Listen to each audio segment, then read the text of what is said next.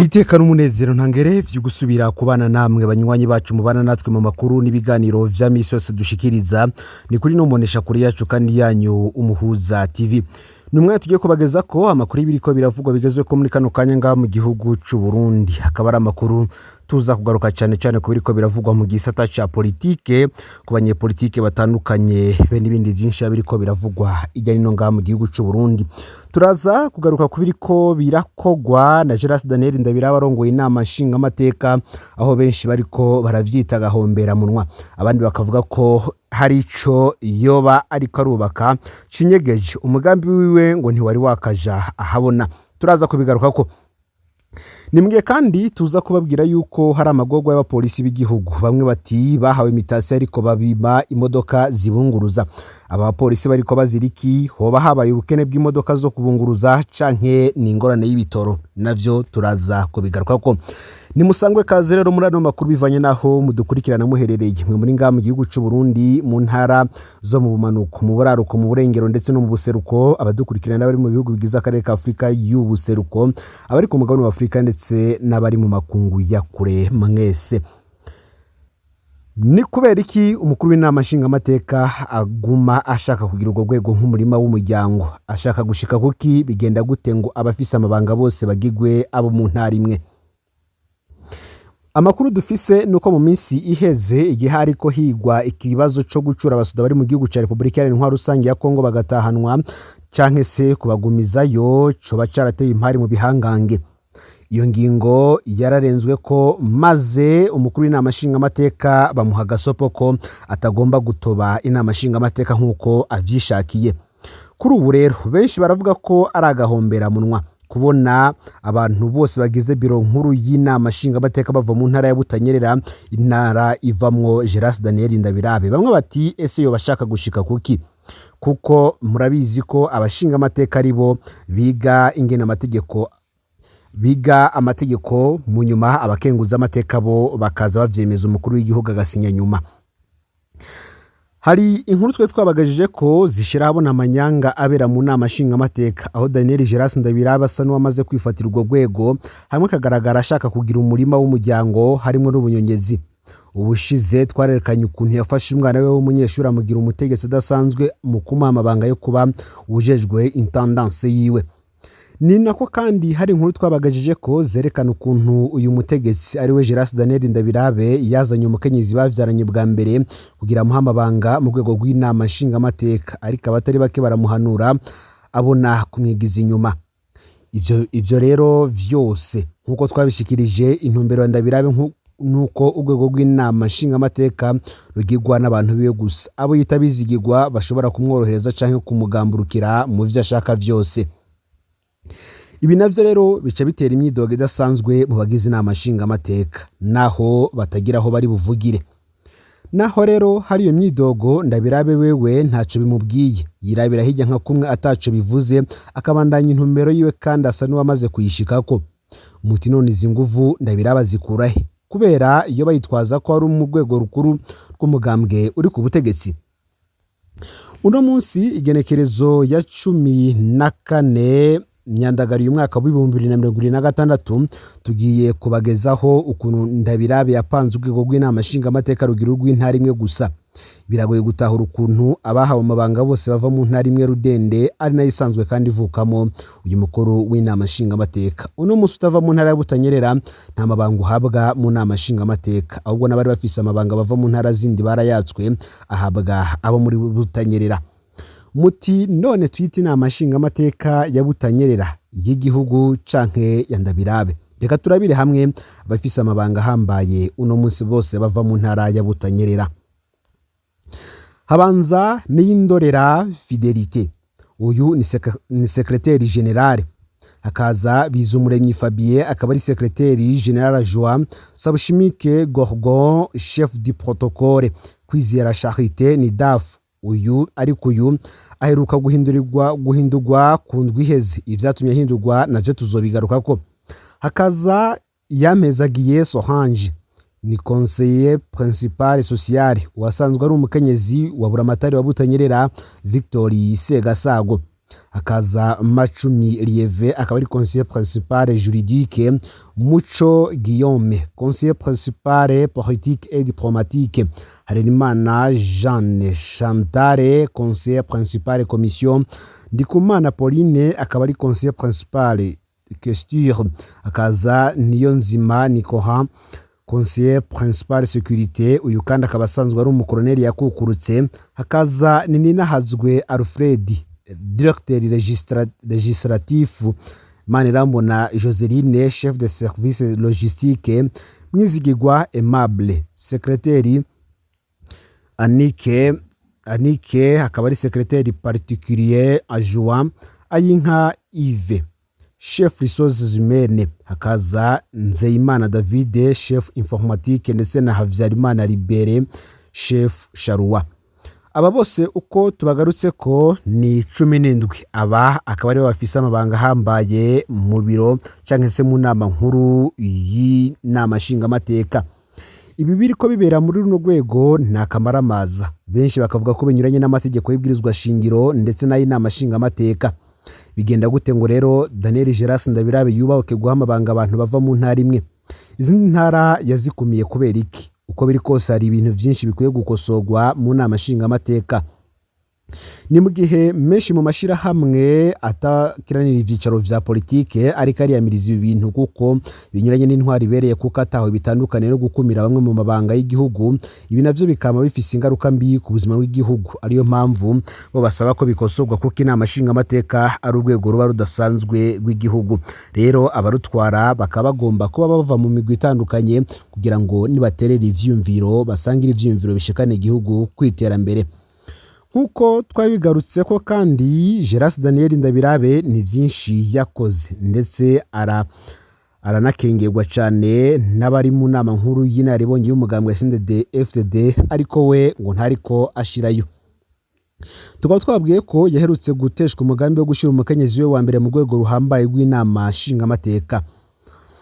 Ubundi imbere yaho gato kwigenekerezo ya 30 ruheshi umwaka wa 2026 hari yashizwa mu makuru ahabona y'ukuntu umukuru w'inama nshingamateka Gerard Ndabirabe yubahutse gufata umwana we w'umunyeshure Hangama Godayer Jemi amugira umukozi w'inama nshingamateka acamugira ubujejwe intendance yiwe. Ivyo abantu benshi bari bateye ivyatsi, ariko Ndabirabe yari ihagaze ko aryuma ko gushika uno munsi. Kuva iyo nkuru ishizwe habona yo bari yatanguye gutera ubwoba barongoye mu kubabwira ko uzomenyekana katanga amakuru mu mashirahamwe adakiranira ivyicaro vya politike azibonerako. Ariko vy'ukuri ibikorwa na Ndabirabe birateye isoni. Ku munsi igenekerezo ya 6 kwezi k'indwi mwaka wa 2026 hashizwe ahabona amakuru ajanye n'umugambi wa Ndabirabe wo guha amabanga hambaye umukenyezi we wa mbere, ariko birangira bamutesheje uwo mugambi. Tubanze tumenyeshe ko umukenyezi we wa mbere yitwa Niyonkuru Joy, uwo niwe bibarukanye umwana w'imfura ariko ubu ntibabana. Uyu mukenyezi kandi uno munsi niwe muyobozi wa Ressources Humaines mu bushikiranganje bw'amagara y'abantu, uko yabishitse ko navyo tukazobigarukako. Kuva rero inama nshingamateka imaze gushirwaho mu kwezi kwa Mukakara umwaka wa 2025, Ndabirabe yaciye atangura umugambi wo kugira inama nshingamateka umuryango wiwe, aho yifuza ko abafise amabanga bose boba abantu biwe bamuyoboka canke bamugamburukira uko ashatse. Rimwe rero mu makosa yatanguye gukora kwabaye kuzana wa mukenyezi we wa mbere Niyonkuru Joy kugira mu amabanga ya intendance. Akimushikana bamwe mu begereye Ndabirabe bo baramweretse ko ivyo bitabaho, ko vyotera icuka kibi aca mwima ayo mabanga. Ndabirabe ntiyagarukiye aho, yaciye afata uwo mukenyezi mu amabanga yo kuba umuhanuzi mukuru ajejwe ivy'imibano, conseiller principal charge des affaires sociales. Aho vyarakunze araja muri ico kibanza, ariko yahamaze umwanya muto kuko naho nyene bamwe mu bo mu mugambwe CNDD-FDD bo baregereye Ndabirabe bamwereka ko ico kintu akoze ari ikosa rikomeye kandi bishoboka kumubonekesha nabi haba no mu muryango wiwe. Uyu mutegetsi yamaze kubona ko asagirijwe kuri uwo mugambi, yaciye afata Niyonkuru Joy yamurungika gukorera mu bushikiranganje bw'amagara y'abantu muri cabinet ya ministre. Mu kwezi kwa Munyonyo umwaka uheze w'2025 uwo mukenyezi yaciye agenwa mu mabanga yo kuba umuyobozi wa Ressources Humaines muri ubwo bushikiranganje, nkuko bigaragara mu iketere mugena ku itegeko ryatewe ko umukono n'umukuru w'igihugu. Uno munsi iryo yari mu mabanga. Gushika aha rero abashinga amateka babandanya kubabazwa cyane n'ukuntu iyo nama nshinga amateka irongowe bafatwa nk'abana kuko batari buserure iciyumviro cyabo. Ndabira bafata abashinga amateka nk'abana atunze mu nzu ngo abategeka uko ashatse. Ivyo rero benshi bavuga ko bishobora kuzoshira igihugu mu kaga kubera ukugendera kuri ibi ivyumviro Geras Ndabiraba ari karakoresha vyo kwihagira inama nshinga amateka wenyene. Twabwiye ko hari amagorwa y'abapolisi b'igihugu bahawe imitasyo ariko babima imodoka zibunguruza. Bamwe bati abapolisi b'igihugu bariko baziki ese baba habaye ubukene bw'imodoka zo kubunguruza canke ni ingorane y'ibitoro. Mu gihugu haheruka kuba impinduka zitari zimenyerewe zo guhindurira rimwe abapolisi benshi aho bakorera ivyo bita mitasyo. Vyabaye mu Kivunga abapolisi bashika 4,000 nibo bakozwe ko niyo mpinduka barungikwa mu mihingo itandukanye y'igihugu. Kuva barungitswe aho handi bararindiriye ko bahabwa imodoka zibunguruza gushika iyo bagiye nk'uko vyahora barabura. Mu nyuma bagiye kubwirwa ko ata modoka zo kubunguruza zihari kubo kwikenya mu kwipakiza. Havugwa ko no mu gipolisi ho bahabuze igitoro cyo kunguruza abo bapolisi. Nkuko vyatangajwe n'ishiramwe King Umurundi Freedom, gushika ubu abapolisi bagaragara canke se babonekana mu mabarabara bariko bategera imodoka zibunguruza bafise utuzigo twabo tugizwe n'udusakoshi be n'utumatera nkuko babikoresha minsi yose. Benshi muri bo rero ngo bahitamwo guteranira imodoka imwe nka Probox, ivyo bita gukota, akaba ari ibunguruza gushika iyo bagiye. Bamwe muri abo bapolisi bagira bati turarushe mu gipolisi ntituzi ico baduhoye, twebwe bato mu kutwima imodoka. Habaye imitasyo z'Ikivunga baca badutegeka kwimenya kugira dushike iyo tuja. Abarenga 4,000 bose bariko baripakiza mw'iribura ry'ibitoro. Iyumvire abantu 4,000 bose n'inkoho n'utumatera twashaje turimwe n'ibihere barindiriye kwipakiza. Ibaze nk'umupolisi yakuwe mu Kirundo hafi y'u Rwanda agashigwa i Makamba hafi ya Tanzania. Ibi bintu vyatubabaje cyane kuko aba bofisiye bobo bama bahabwa imodoka. Ikigeretse kuri izo vyose kandi abapolisi ngo bimwe ibifungurwa mu makambi yose babwirwa ko bazosubira guhabwa ibifungurwa bishasha. Abahawe imitasyo bashitse kugira hatunganywe gushasha ivyo gupfungura ibibandanya gutera inyidogo mu bapolisi. Tukabibutsa ko no mu rwego rw'igisirikare naho vyagenze uku kuko hari amastoke y'ibiribwa bishasha vyo vyarahawe abahagarariye amakambi mu gihugu, ariko bo ngo bagahitamo gufata ingingo zo guhereza abapolisi ubugari gusa, ubufu akaba ari bwo bapfungura mu gihe umuceri wo ubitse. Mu ncamake abapolisi bato barababajwe cyane n'ukuntu bimwe imodoka zibunguruza kugira zibashika niyo barungitswe mu kazi ka misi yose.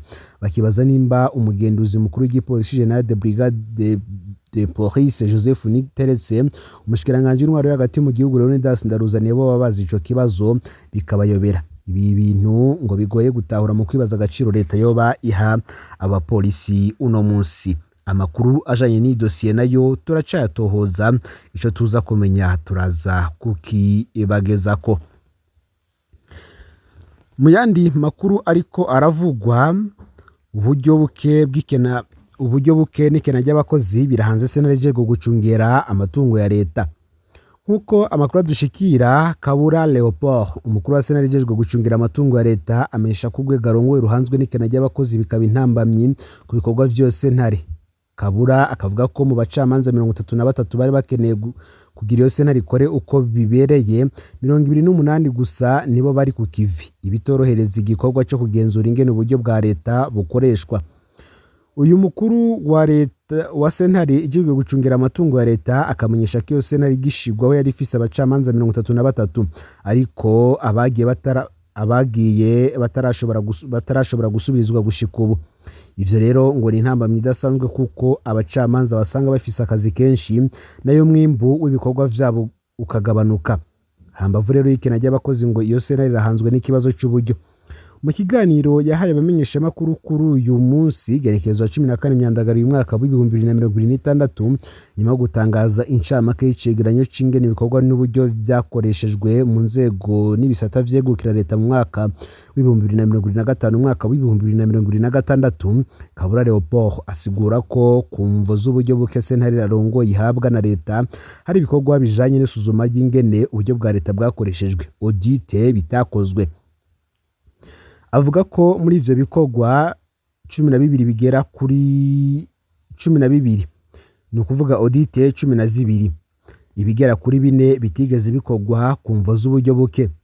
Nubwo biruko, Kabura Leopold avuga ko Sentare arongoye yashoboye gukora igenzura n'isuzuma ry'ibikorwa n'ingene uburyo bwakoreshejwe mu nzego, ibisata n'amashirahamwe ya leta mu mwaka w'amafaranga w'ibihumbi 2025 2026.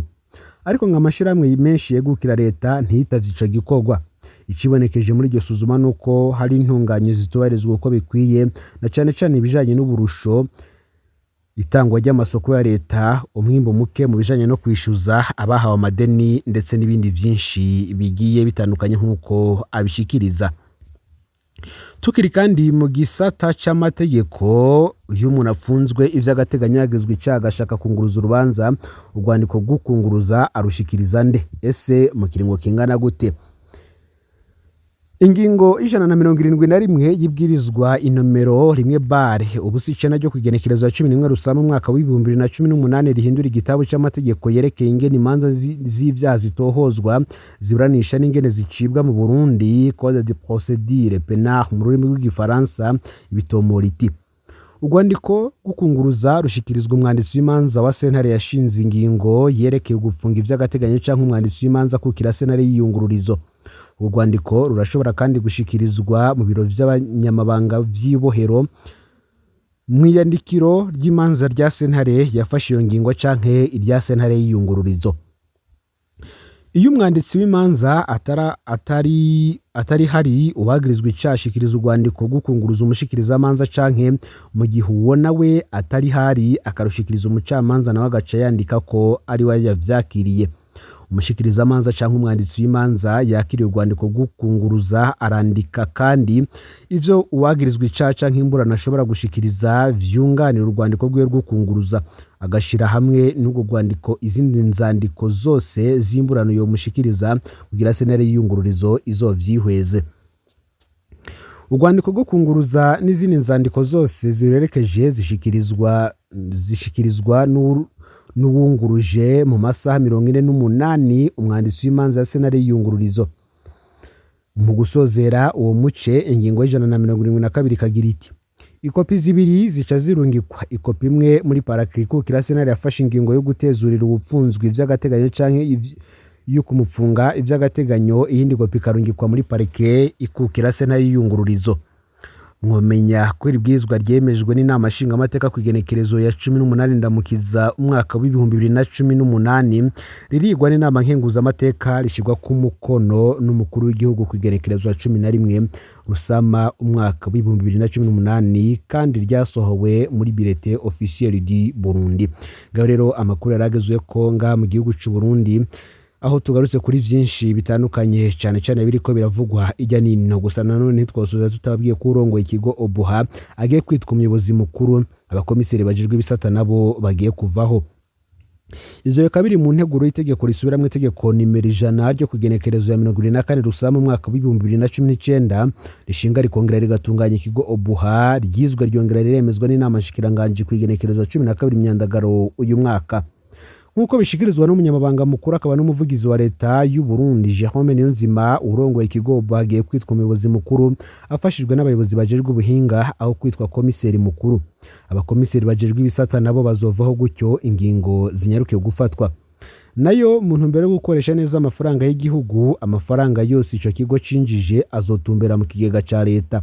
Umunyamabanga wa leta y'u Burundi akamenyesha ko isubirwamwo ry'itegeko rigenga ico kigo ritumwe nuko bikenewe ko hisungwa ibwirizwa ryo mu mwaka w'ibihumbi 2024 rigenga amashirahamwe ya leta no gusubiramo ingene ico kigo cari gitunganije, kuko vyatuma ingingo zica ku ntambwe nyinshi hanyuma zigateba gufatwa. Fyonda subscribe canke sabone niba utarafyinda ko kugira ngo tuje tubana umunsi ku munsi makuru n'ibiganiro vyinshi tubageza ko ndetse tunabatohoreza. Umwanya uri imbere harane makuru tuza kubageza ko cyane kubiriko biravugwa ku bategetsi batandukanye, harimo n'umutambukanyi w'umukuru w'igihugu Angelina Ndayishimiye, ibiriko biravugwa mu gisata cy'umutekano ndetse n'ibiriko biravugwa mu kibano ho ba politike agati akazi na muntu imigenderanire n'andi makungu navyo turaza kubibageza ko. ni byinshi rero turiko tubategura kuri uno munsi cyane cyane abenshi kandi nabo none batanguye cyo twokwita weekend mukomeze kuryoherwa mu byo muri ko byose kandi none mwishimane n'abanyu ubundi natwe cyo tubageza ko na makuru atohojwe kandi yizewe. Numpuza TV Imana iba hezagiye.